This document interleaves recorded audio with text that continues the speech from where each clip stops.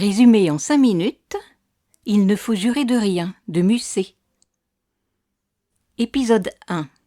À Paris, vit un jeune homme de 25 ans. Il s'appelle Valentin. Il se croit invincible. Il est élégant, plein d'esprit, toujours prêt à lancer une répartie mordante. Il a déjà conquis bien des cœurs pour les abandonner aussitôt. Sa devise est simple. L'amour n'est qu'une illusion. Le mariage est une prison.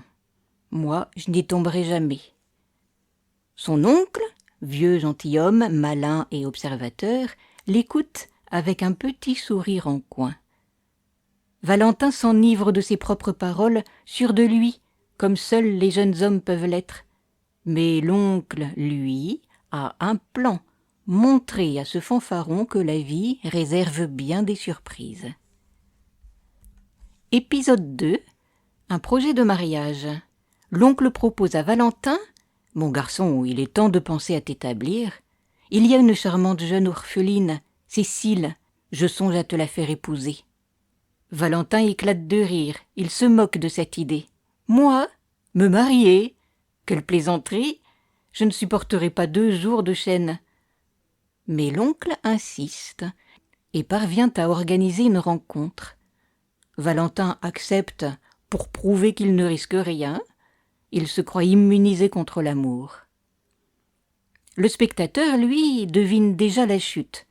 Dans ce genre d'histoire, plus un personnage jure qu'il ne cédera jamais, plus il est sûr d'y tomber. Épisode 3. L'arrivée de Cécile. Voici que Cécile paraît. Elle n'a rien de la séductrice calculatrice que Valentin s'attendait à démasquer. Elle est simple, gracieuse, mais d'une franchise désarmante. Valentin, sûr de son rôle de libertin dominateur, commence la conversation. Mais, à sa grande surprise, il ne trouve pas en face de lui une proie facile. Cécile a de la répartie, du naturel, une innocence qui charme au lieu d'ennuyer. Peu à peu, Valentin perd de son assurance. Lui, qui croyait jouer, se sent jouer. Son cœur bat plus vite, ses répliques s'enrayent, le public s'amuse, le séducteur devient maladroit. Épisode 4. Le duel des mots. La rencontre se transforme en un véritable duel verbal. Valentin lance des tirades pleines d'esprit pour défendre sa liberté. Cécile, avec douceur mais fermeté, déjoue ses fanfaronnades. Chacun teste l'autre, se pique, se répond. Ce n'est pas une grande bataille de passion tragique, mais c'est un jeu subtil et drôle où les masques tombent peu à peu. Valentin, qui voulait prouver qu'il ne tomberait jamais amoureux, sent malgré lui une inquiétude délicieuse. Et si pour la première fois son cœur lui échappait? Épisode 5. Les heures passent. Valentin, lui, ne pense plus à son serment. Il brûle d'impatience de revoir Cécile, cherche son regard, se trouble de ses silences. Quand l'oncle le retrouve, il jubile. Son piège a parfaitement fonctionné. Le fanfaron qui clamait « Je n'aimerai jamais », il est devenu un amoureux transi. Et l'oncle de conclure malicieusement la phrase qui donne son titre à la pièce « Eh bien, mon cher, tu vois, il ne faut jurer de rien. » Valentin s'avoue vaincu, mais heureux.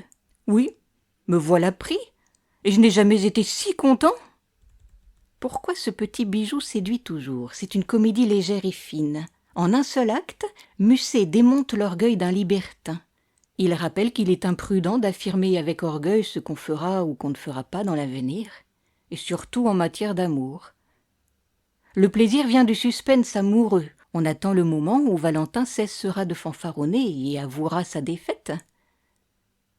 Ainsi l'amour échappe à toute volonté rationnelle. Il se joue de nos certitudes. Il déjoue les plus grands sceptiques. Le style de Musset donne des dialogues pétillants, vifs, presque modernes, qui captivent le spectateur comme un épisode d'une série romantique. Si cet audio vous a plu, merci de cliquer sur le pouce.